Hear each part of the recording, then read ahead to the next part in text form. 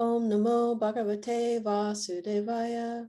Om Namo Bhagavate Vasudevaya. Om Namo Bhagavate Vasudevaya. Hi, everybody, and welcome to another episode of Simple Living High Thinking. I'm Kim Fullander, and I'm joined by Tadeo Souza. Hi, Tadeo. Hello, Kim. And we are covering the Bhagavad Gita based on kind of unpacking Tukaram Prabhu's Friday night Gita class that he gives in Laguna Beach and online, streams every Friday live. And we are in chapter 18, the final chapter of the Gita. So Tadeo, how would you like to introduce today's episode? Today we are covering chapter 18, like you mentioned, is the last chapter, and it is entitled The Conclusion, the Perfection of Renunciation. So that's the title of the chapter. And Krishna does summarize everything that we have covered in Bhagavad Gita so far. And as per the title of this chapter, The Perfection of Renunciation, the beginning of this chapter is dedicated to the topic of renunciation. Starts off by Arjuna asking Krishna that he wishes to understand the purpose of renunciation, essentially asking Krishna to differentiate between Tyaga, which is a Sanskrit term that means renunciation itself, and then sannyasa, or sannyas, which means the renounced order of life. Now, we can see here how these terms are quite close to each other, and it's quite difficult to understand the difference between them. And Arjuna would agree with my statement because he's asking, hey, which one is better? Like, what is the purpose of renunciation? Who is the Tyaga? Who is the sannyasa? And shed some light on these topics. Essentially, that's what Arjuna is asking Krishna. And Krishna answers by saying that the giving up of activities that are based on material desires is sannyas, while giving up the results of activities is tyag. Again, still, that's the answer, but it's still not very clear. And that is why it's worth understanding this in depth. And we will see. Also, something else that is important is to keep in mind the culture in which this question and answer is taking place. And so obviously we can understand here that there were people that were tyagis and there were people that were sannyasis. They were both renunciates, but the difference between the two was not very clear. And again, Arjuna is asking this question. In our culture today, we wouldn't necessarily say such dichotomy in people, like in people being renounced. We don't have renounced people at all, it seems. Everybody's engaged into something. And so, but in that culture, there were these two types, and that's why Arjuna is really desiring to understand the difference between the two. All right, so let's go and unpack this now. The sannyas here has been described as a person who renounces all work. An example of that would be a person who lives in a forest or in a cave in the Himalaya mountains, let's say, and they do the bare minimum activities that are necessary and required, essentially to keep alive. So they will just eat very little and they will breathe and answer to the calls of nature, and in terms of eliminating what you eat and drink. And that's essentially it. Other than that, they spend all of their time contemplating, meditating, etc. And so they don't do anything. So this is a complete renunciate. So that's a sannyas. A tyag, however, will not renounce work. They will not go to the forest or the cave. They will still be engaged in the material world. performing whatever kind of action, it's part of their duty, let's say. But, and this is the tricky part here, this is the secret. However, the results of such actions, they consider to not be for them. And the results of those actions is ultimately what they renounce. So they do not renounce work itself. They are still very much engaged in working, but the results of the work, that's what they are renouncing. Now, what would that look like? I go to work. For example, I have a job, a work, which is IT related. And so I perform various activities related to that, whether it's managing servers or developing products, etc.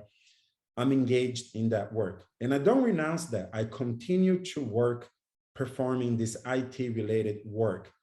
At the end of the month, however, I do earn a salary, money. How do I spend that money?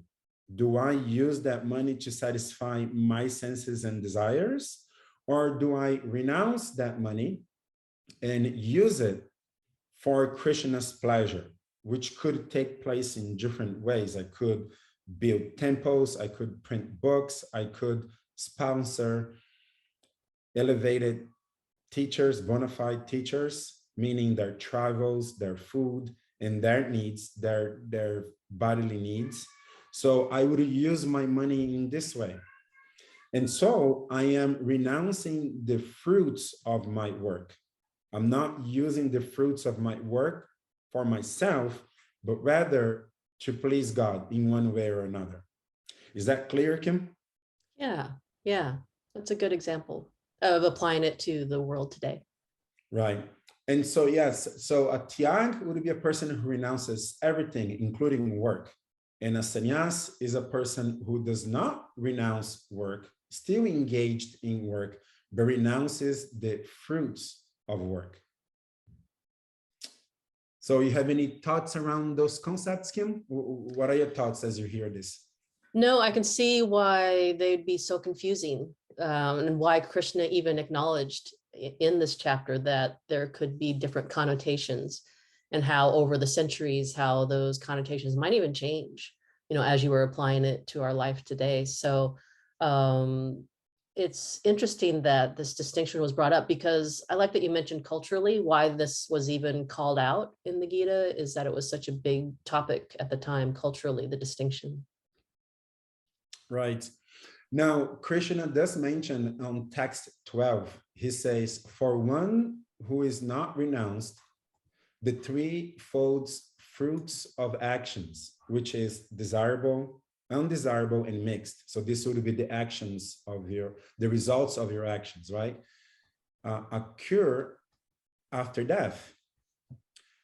But those who are in the renounced order of life have no such results to suffer or enjoy. And so what Krishna is saying is that because of the laws of karma, if you act in a non-renounced way, then at the end of your life, you're going to experience the results of your actions that were not renounced. And they will be of two different kinds. They will be desirable. So this would be a consequence, a karmic consequence that will elevate you. Perhaps you are born in a more noble family, honorable family on earthly planets, or you are even elevated to a heavenly planet. Undesirable means you would take birth in an unhonorable family or animal life, or even be degraded to lower forms of existence. And mixed, where it's kind of like mediocre, is half and half. But if you act according to this system, meaning you don't give up your actions, but you give up the results of your actions, then you have no results to suffer or enjoy. You attain liberation because your karma is done. Now, it's important to highlight this, especially on the cultural aspect. By the time that Krishna was on earth, attaining liberation was something that was very desirable by many people. And there was these two different classes, people that would say, hey, I'm going to attain liberation by eliminating my karma, because what forces me to come back reincarnated and take another lifetime is the karma that I still have. And so they would say, but if I do not act altogether, I will not have any karma left at the end of life. And so I will thus transcend and not have to come back reincarnated. And those would be the sannyasis. They would stop working altogether. But the tyagis would continue to work. But as Krishna is endorsing, the tyagis should be the best. You're renouncing the results of action. Krishna here on text 12, he is bringing the point home. He's saying, hey, those who act in the renounced order of life, meaning you're still acting, but you renounce the results, you do not have any karma left, because those reactions, those karmic reactions, because you are acting in such a knowledge that I should not give up my duty, but give up the results of my actions, then because you are acting in that way, you actually create no karma. And at the end of life, you are able to transcend and not have to be bound by the laws of karma. Does that make sense? Yeah, yeah. And I liked the point of that Tukaram Prabhu made in class of you'll never get to a spiritual state by inaction alone or renunciation alone. So you can go to a cave and give up all this stuff, but what's in your heart? How are you detached in your heart? And what are you detached from and why? So. Correct. And so now Krishna has explained the intricacies of action and inaction, right? So the sannyasis would be inactive, whereas the tyagi would be active physically, seemingly, but in their hearts, they have renounced the results of their actions. So then to move this topic ahead, Krishna will then now dive deep into the 5 causes of action. So now like the question being, what causes action itself? And this is a very interesting point that Krishna makes here. Krishna, he's already saying, hey, there are 5 causes, right? 5 causes of action. While we are living our lives in autopilot, which would be most of us, myself included, we don't really have this understanding that there are 5 causes of actions. Sometimes, somehow or another, I wake up and I feel that, hey, I'm going to act because I have to, like I'm going to work, or I'm going to eat now because I'm hungry, or I'm going to do whatever it is because I want, or I have to. Either things that I have to do or things that I want to do. Either way, I am the center. And that's the reason why those causes of actions is me. But Krishna is saying there are 5. So that's interesting. So let's see what he means by that. Text 14, Krishna says, the place of action, the body, the performer. So let's say that's the I, but more in terms of my mind and my intelligence. So like my desires, the various senses, the many different kinds of endeavor, and ultimately the super soul. These are the 5 factors of action. Now that's quite interesting because, again, I'm not the only one. Like, what are the other causes of actions? Well, we already spoke about them, right? So the body, the performer, the various senses, the many kinds of endeavor, and ultimately the super soul. Then Krishna also says that if you think on text 16, Krishna says, therefore, one who thinks himself the only doer, not considering the 5 factors, is certainly not very intelligent and cannot see things as they are.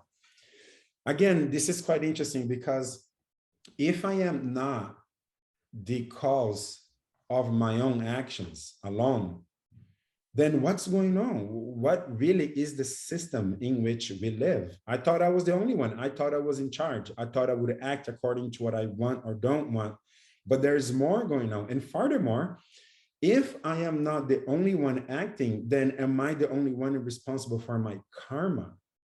If the super soul, for example, is also a cause of one of my actions, then am I responsible for the results of those actions? What are your thoughts on that, Kim?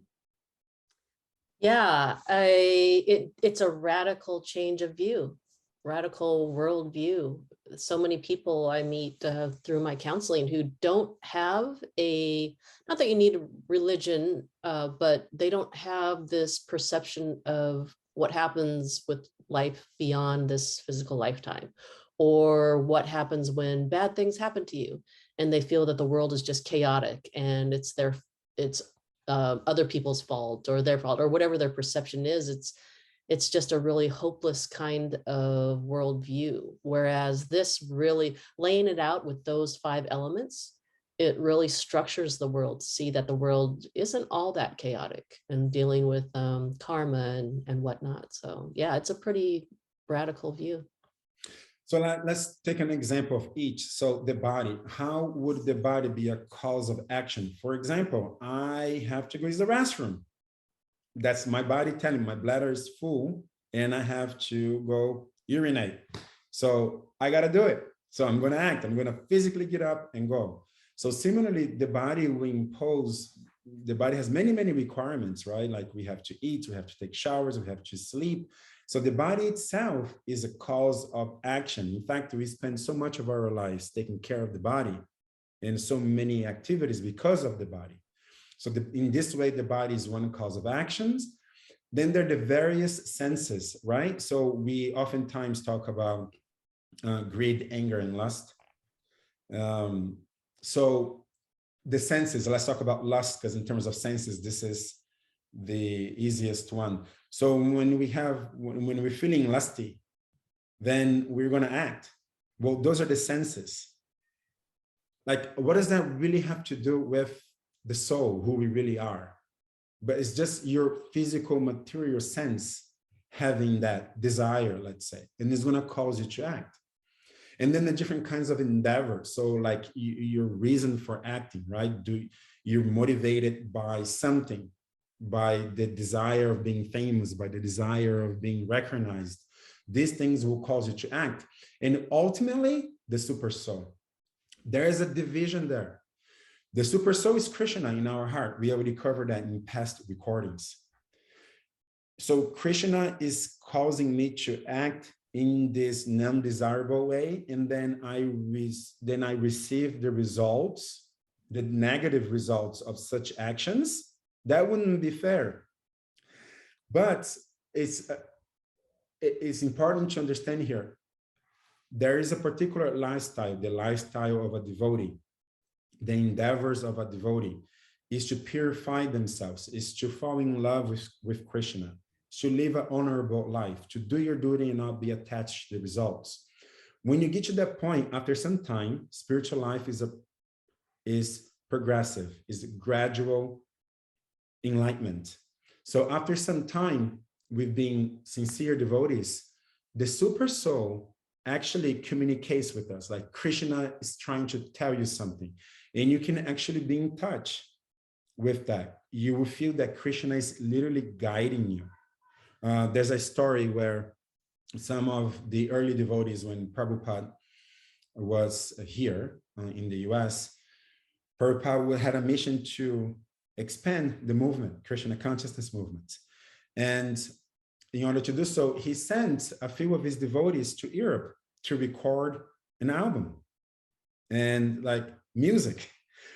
And he said, hey, go to Europe and record this album. Now it's music for Krishna. One of the devotee, a lady devotee, responded by Prabhupada by saying, but Prabhupada, we've never traveled. We've never been outside of the United States. We don't know how to sing. We're not singers ourselves. And so what to speak of going to Europe, a place we've never been to, and sing something that we don't know how to do, and let alone the business of singing, like create an album and produce it and record it. Like, how are we going to do all that? Prabhupada's answer was, don't worry, Krishna will help. Like, what was Prabhupada's motivation by saying that? Prabhupada himself, I believe, was being inspired by the super soul in his heart to cause or to encourage or to ask his devotees to go and record. And then some time passed, and a few months later, I believe, Prabhupada receives a letter from this lady devotee by saying, we are an extraordinary success and we have recorded an album with the Beatles. Now, go figure. How is that going to happen, right? Somebody who's never traveled outside of the US and never been in music, never had a talent to records with arguably the most famous band that has ever existed, the Beatles. So what was that? Did Prabhupada know? Was Prabhupada able to know the future? Could Prabhupada see the future and told his disciples to just go? No, the super soul in Prabhupada's heart was motivating him. So you can get to a place where after your spiritual progress has been enough, that the super soul in your heart will motivate you to act, and it will be one cause of action. But in such a not desirable place, for example, your senses is causing you to act. Another benefit of looking at the world in this way is that you can create some separation between you and your actions, so that there is like something that stimulates you, either bad or good. For example, something that inspires you for the good and you're going to act, but something that really triggers some negative feelings inside of you. Your senses will perceive that. There's all kinds of hormones that your brain will unleash, and you're going to get angry. You're going to experience that. If you can recognize that, hey, these are my senses that are being agitated here, and I don't have to act on this, that's very beneficial, because now you can, again, create that separation and not necessarily act when you're angry or mad, and understand that there's these 5 causes of actions, you only one, and you can have more control over how you react to something negative. Man's search for meaning. I forgot his name, Viktor Frankl or something like that, who was in part of a Hitler's concentration camp as a Jew. He said, hey, I got to a place where I recognized that I have full freedom. Is that place between what happens to me and how I react to that. That place, nobody can take away from me.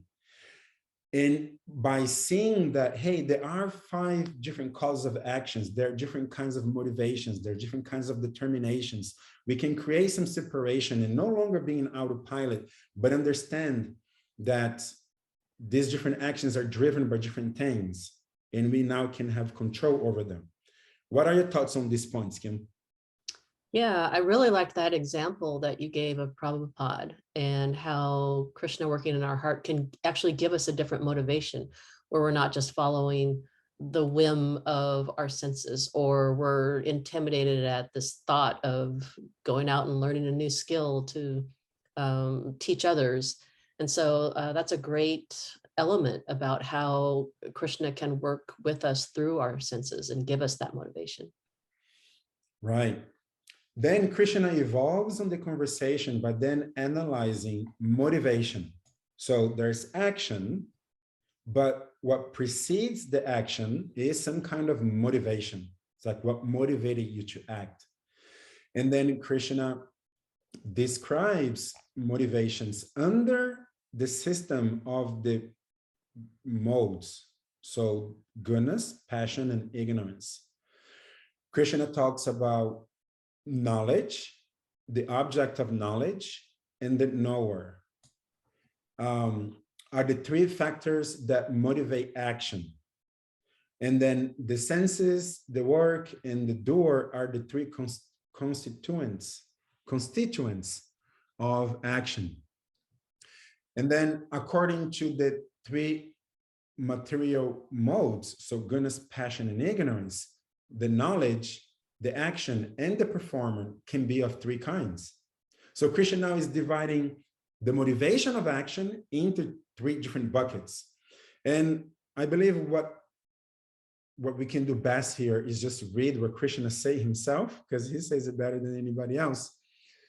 And so he says, the knowledge by which one undivided spiritual nature is seen in all living entities, though they are divided into innumerable forms, you should understand it should be in the mode of gunas. So what Krishna is saying here, there is one living entity, one undivided living entity, the soul. This is who we all are. However, this living entity is divided in innumerable forms. So different animals, different plants, etc. There's a living entity there. If you can see them and understand them to be one living entity divided into many forms, your knowledge is in the mode of gunas. Then Krishna says that knowledge by which one sees that in every different body, there is a different type of living entity, you should understand it to be in the mode of gunas. So now we are actually seeing different, in the mode of passion, I meant to say. So now you can see that we are considering one type to be a human being of existence. And then another type of existence should be like an animal. And they're different. And I create so much difference between the two, so the human being and the animal, that I now feel comfortable slaughtering animals and eating them. Because I failed to see that the equality between me and that animal, I'm now seeing it as separate. Because it seems different, the human body and the animal body seems different, my knowledge is no longer in the mode of gunas, but I'm in the mode of passion. And I see as two different things, so different that I can exploit the other, namely the animals, and kill them and eat them. So Krishna says that knowledge is in the mode of passion. Then Krishna says, and that knowledge by which one to one kind of work as the only know, without knowledge of the truth, in which is very needed, is said to be in the mode of darkness. So now that knowledge is kind of like you're very confused. You're very confused and you think that... Let me pause just a minute. I think your audio switched to Bluetooth, perhaps? Sorry? Oh, now it's back. Your audio for a minute, I don't know if it temporarily switched to Bluetooth, but now I think you're back. You can hear me now? Yeah, now it's back. Okay, sorry. Good. Go ahead. No problem. Yes, so text 22, and that knowledge by which one is attached to one kind of work as the all in all. So when you hear this, Kim, that's my question to you now. When Krishna says, and that knowledge by which one is attached to one kind of work as the all in all, without knowledge of the truth, in which is very meager, is said to be in the mode of darkness. What do you make out of that? Well, really, whenever we interact with the world, we always have our perceptions based on our projections and all this sort of thing. So having knowledge of it allows you to see what's real and what's actually in front of you and what is truth, and to have discernment. So having a good guiding force or a foundation to allow you to interpret the world in a way that's good for you or not. Mm-hmm. Okay, so that would be something that is good, right? What you just mentioned. Mm-hmm. But Krishna says that somebody who acts with who is attached to one kind of work as the all in all, he's saying that is in the mode of darkness. So that's in the mode of ignorance. So that would be something that is bad, right? So what do you think Krishna means by attached to one kind of work as the all in all? Being attached to your own, relying on your own interpretation, being attached to something as like having blinders on, being attached to something as the ultimate truth when maybe it's not, and not being open-minded to other sorts of views or perspectives. Like as supported by Krishna here in the next section of the second sentence, where he says, without knowledge of the truth. So you're so blinded to what you're doing, which could be wrong, and you don't know the truth, and you continue to act in that way. So that would be your knowledge that is in the mode of darkness. I'm doing what is wrong. I don't know that it is wrong. And I'm doing it as if it was the all in all. So that is, you're in complete darkness. And that is knowledge in the mode of ignorance. That action which is regulated and which is performed without attachment, without love or hatred, and without desire for fruitive results is said to be in the mode of goodness. So now Krishna is talking about action again, but action performed with great effort by one seeking to gratify his desires and enacted from the sense of false ego is called action in the mode of passion. That action performed in illusion, in disregard to scriptures, and without concern for future bondage or for violence or distress caused to others is said to be in the mode of ignorance. And so, like, let's talk about a few of these, right? So action regulated, which is performed without attachment, without love or hatred. So it took me a long time to understand this point. As I mentioned in the past, in previous podcasts, I spent, let's say, the first half of my life playing basketball. And so I had the mentality that basketball is not just a game and I must win and I have to win. And I was very, very attached to winning, which means I am attached, right? And I have, like, I get very angry if I lose. But that performing my actions in that mentality is not the best, because if I lose a game, I'm now super angry and I am so attached to having lost that I lose my composure. And I have failed to understanding that, hey, this is one game out of many and I must keep my composure. So win or lose doesn't matter. What matters is how prepared am I? How focused am I? How clear is my knowledge in relationship to what I have to be the most prepared for this game?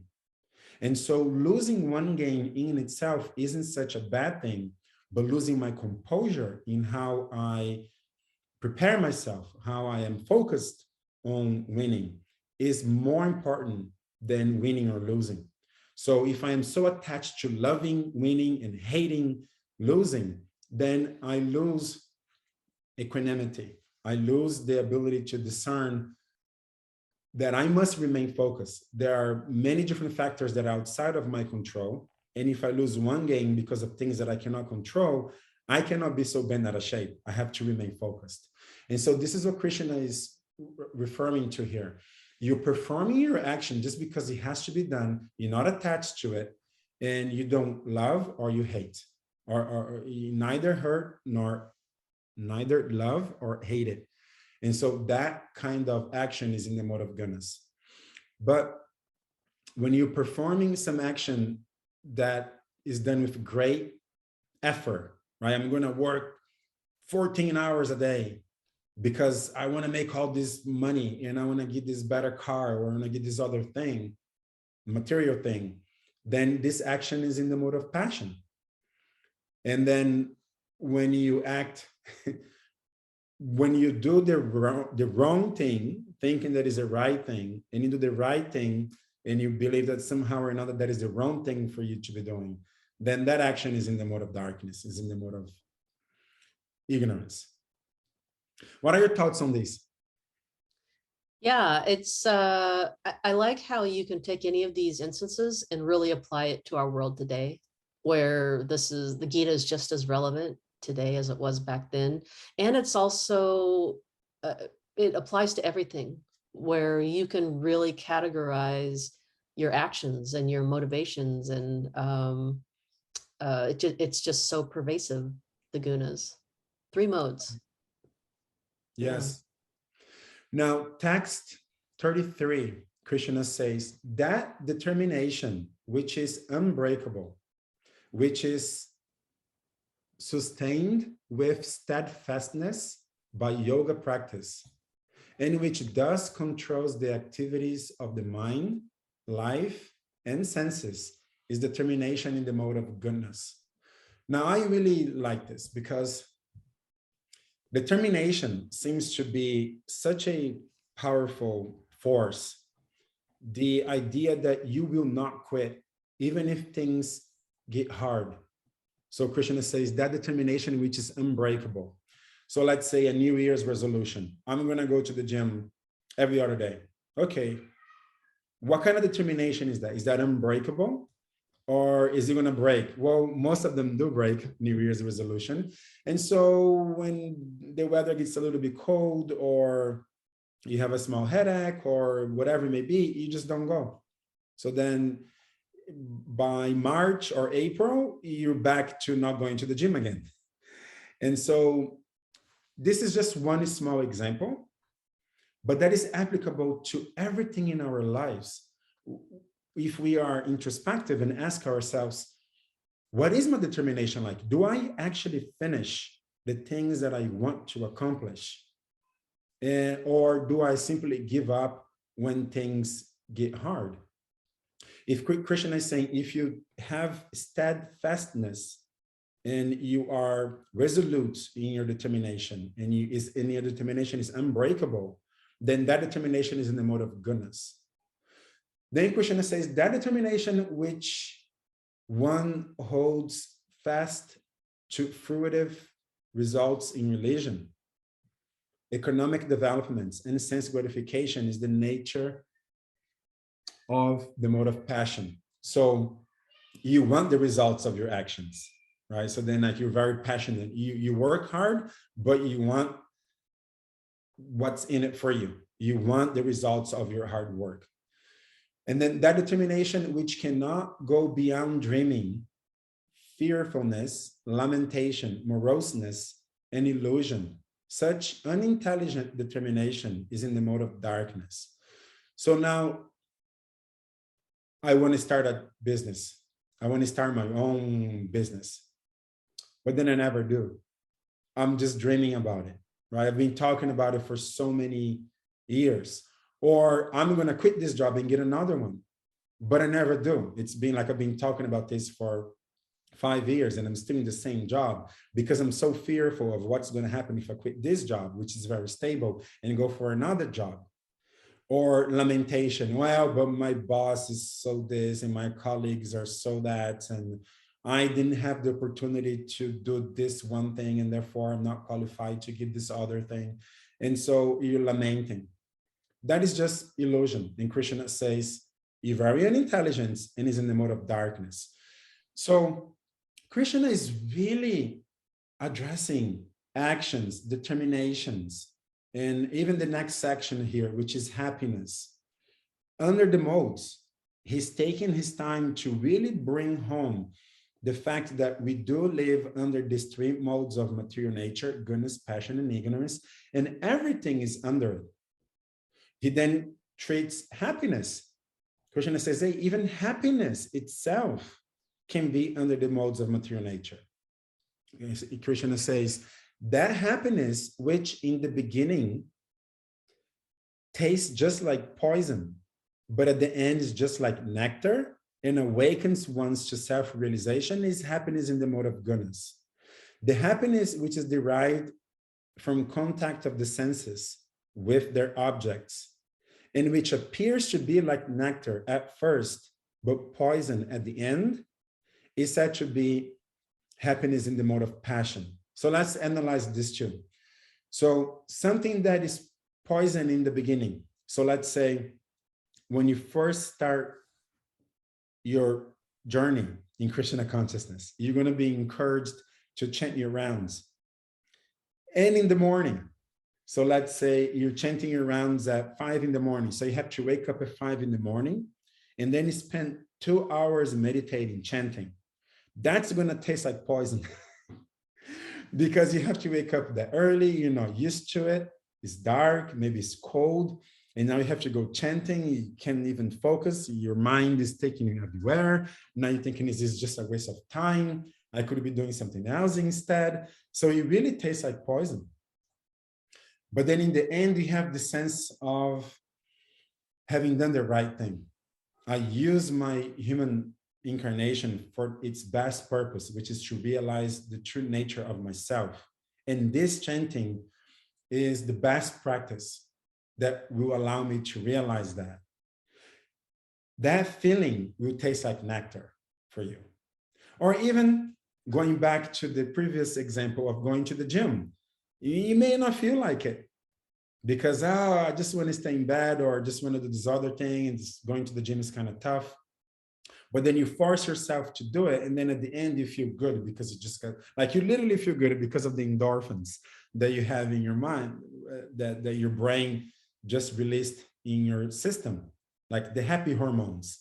You literally feel good at the end, but in the beginning you didn't, because you were, hesitant about going to the gym. So Krishna is saying, hey, if it tastes bad in the beginning but good at the end, is in the mode of goodness. But if it tastes good in the beginning but bad in the end, is the mode of passion. What is an example of that? Alcohol, right? You drink, oh, that is great. You're feeling fantastic. It's a social environment, and you're with others, and it tastes good at first. But at the end, the very next day, you have a hangover. So that tastes terrible. And that is in the mode of passion. Then Krishna says, but that determination, which is bad in the beginning and bad in the end, is in the mode of that happiness, I meant to say. The happiness which in the beginning is bad and is also bad in the end, that happiness is in the mode of ignorance. So now Krishna is talking about happiness in the mode of ignorance, under the modes, goodness, passion, and ignorance. Then he takes one step further and he divides society and categorizes them under the modes of material nature as well. So what do I mean by dividing society? Krishna talks about Brahmanas, Kshatriyas, Vaishyas, and Sudras. These are all Sanskrit terms. And Brahmanas in English would be, let's say, a person who is really interested in acquiring knowledge. Let's say a philosopher or a university professor who is really into acquiring knowledge, not much into making money, but simply studying. And you can just sit there and study and read a bunch of difficult scientific papers, and acquiring knowledge, it's really what inspires you. That's the nature of a Brahmana. Then the Kshatriyas. Kshatriyas would be people that are comfortable in conflict. So let's say actually having to fight, and also managing people, right? Like organizing people and managing people. So this would be people in the armed forces, let's say, that goes to a battlefield, or even, let's say, mixed martial artists, like if you're a boxer or a kickboxer and so on, and you're comfortable in this situation where there's, violence because you're fighting or literally going to war. So this honor that soldiers who have makes them a Kshatriya. And then a Vaishya are business people.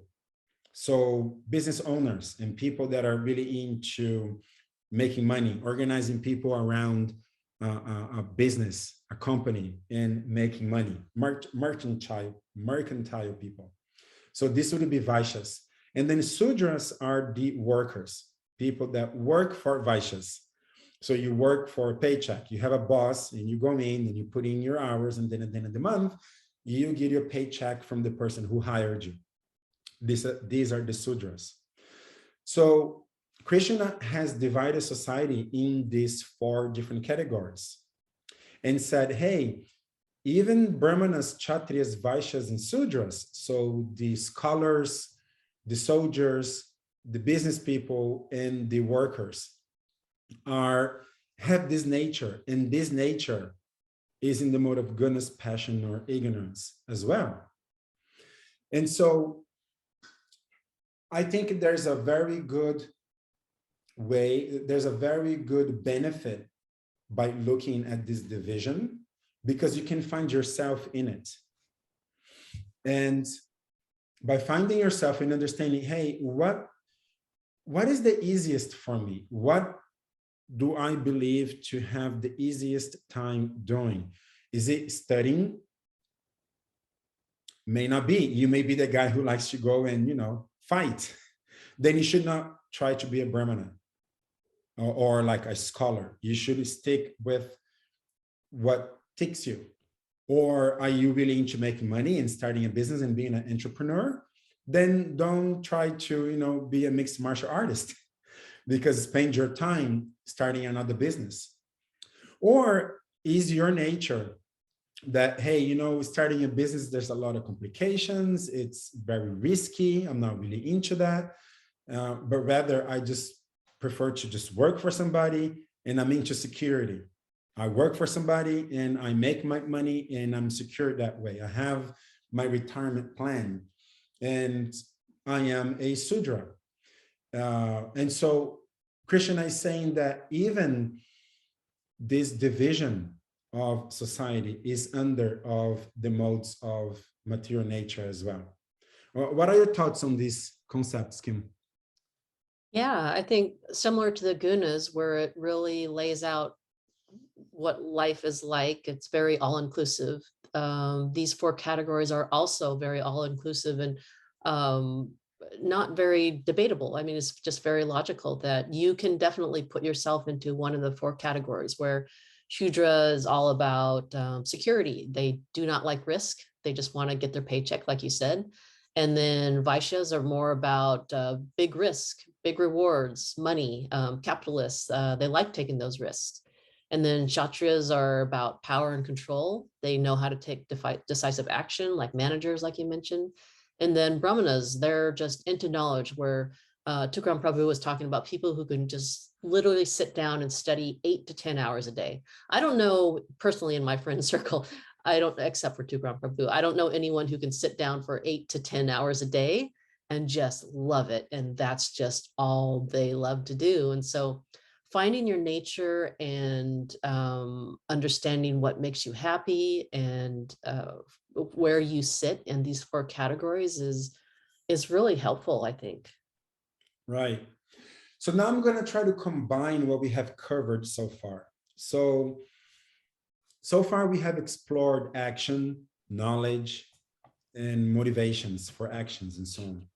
But we explore them under the modes of nature, goodness, passion, and ignorance. Krishna seems to have wanted Arjuna to really understand the modes, that the modes are really there because it is impacting our knowledge, our motivation, our action.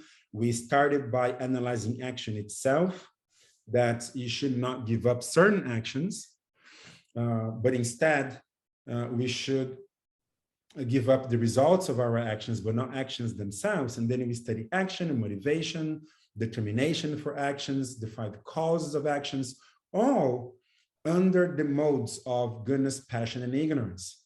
Then Krishna says, hey, and everyone is under these modes. He says, there's no, on text 40, Krishna says, there's no being existing, either here or among demigods in the higher planetary systems, which is free from these modes born of material nature. And then what he does is he divides society, right? Every being into these 4 categories to really paint a very broad stroke, right? It's like, say, like even people now, everybody, whether you are Brahmana, Kshatriya, Vaishya, or Sudra, you too, you are under these modes. Then Krishna does something very interesting. He talks about the different types of people, like the different categories of people, right? The Brahmanas, Kshatriyas, Vaishyas, and Sudras. And then he says, by following the quality of one's work, every person can become perfect. So what does Krishna seem to be implying here? That if you are, like we just mentioned, right? If you are Brahmana, stick with Brahmana-like activities. Understanding that even Brahmanas can be acting in goodness, passion, or ignorance. Kshatriyas, Vaishyas, and Sudras. Now, something that I believe, and you, Kim, because of your work, as you are helping people in therapy sessions and so on, and you're talking to people, I believe that you have come across this quite a lot, or have realized it for yourself. There seems to be a very high number of people that never really find themselves, that believe, even in regards to work, like what are my talents? What is my duty? Who am I? Like, what am I supposed to do? What is my calling? This is verified by the I think 70% of people that graduate from university do not work in the field that they study, which exemplifies a confusion that, hey, I'm thinking I like this one thing, but then I go to school, I spend so much time and money learning this one thing, but then 70% of people don't even work doing that thing. They actually work doing something else, which to me illustrates this confusion, that we don't really know how to find ourselves. And this division of scholars, let's say soldiers or business people and workers, is very important to understand it, because you can find yourself. It's a very good classification. And you can ask yourself, which of this bucket do I fit in the most? And then Krishna goes on by saying that it is better for you to do your own work than another person's work. On text 45, Krishna says, by following the qualities of work, every man can become perfect, but within your own category. And what are your thoughts on that? Yeah, I really like Tukaram Prabhu's point of learning how to use your natural gifts in this lifetime and not worrying about what you're not given.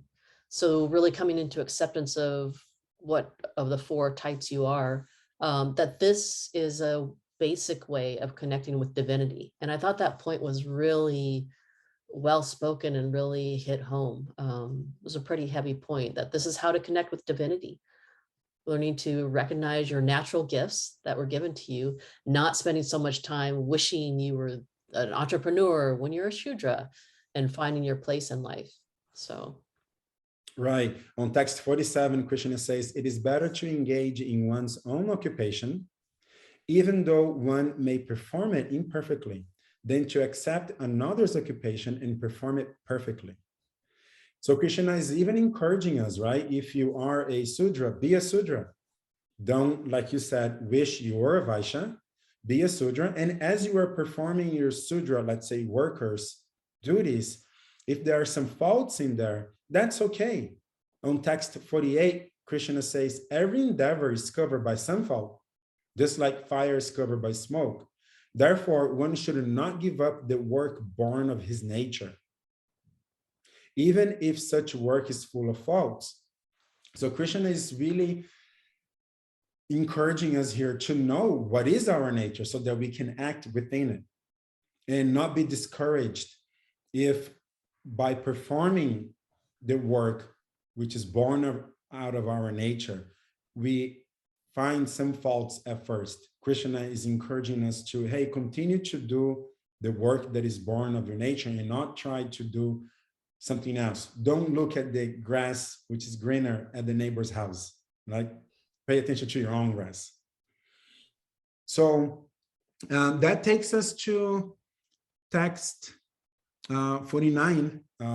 One who is self-controlled and unattached and who disregards all material enjoyments can obtain, by practice of renunciation, the highest perfect stage of freedom from reaction, which takes us right back to the beginning of conversation, which was the topic of renunciation, right? So to summarize what we've covered so far, Arjuna asks, what is action? Like, what are the different kinds of action or inaction? Krishna talks about sannyas and tyag, where sannyas is the renounce everything, where tyag is the renounce just the results of action. Krishna endorses that later approach, that you continue to act, but you renounce the results of your actions, meaning you use those results in some way to establish your love for Krishna or devotional service. Then Krishna goes on by saying, hey, let's now think about action in a very detailed way. What motivates you to act, the factors of action, and that all of it can be done in goodness, passion, or ignorance, so that you have a really good map to understand that the action that you are doing and that you should be renouncing can be of goodness, passion, and ignorance. This is a very good map, because now you understand, if I am acting on something that is in the beginning is bad, but in the end is good, that is a good type of action. That's the action that we should continue.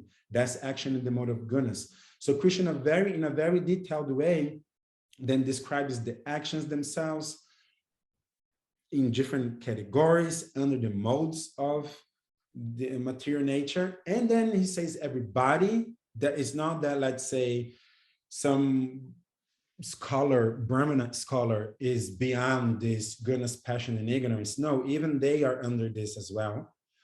And that it is better for you to know yourself, like who are you by nature, and stick to actions that are in the mode of goodness, that pertains to your own category, meaning whether you are a scholar, like a soldier, or a business person, or a worker.